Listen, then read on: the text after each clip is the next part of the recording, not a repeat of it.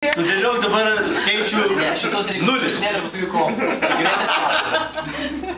O dabar sudėkit 5, pavyzdžiui. Čia nulis? Čia nulis. O dabar? Nulis čia. Vienas. O dabar? Koks? Nulis.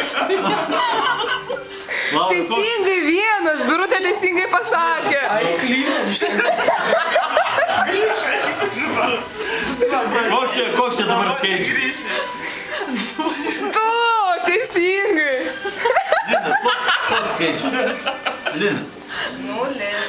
Koks čia skaičius? Arabiškai. Tu. Koks čia skaičius, Lina? Koks čia skaičius? Tu. Čia.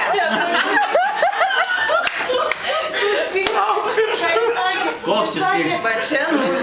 Bet čia žaidimo pradžioje sakė, gali daiktai šalia rodyti skaičius. Supratau, va čia nulis.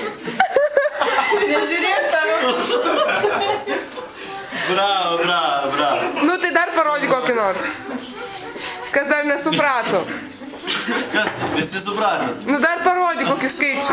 Nu, va, pavyzdžiui, čia va dabar yra koks skaičius? Ramūnė, koks skaičius yra? Rušky, koks skaičius? Ichtiandrai? Koks skaičius, Loreta? Nulis, gerai.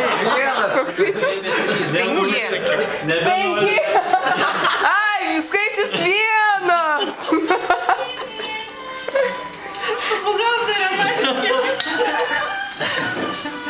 Buhalteriam sunku išaiškinti.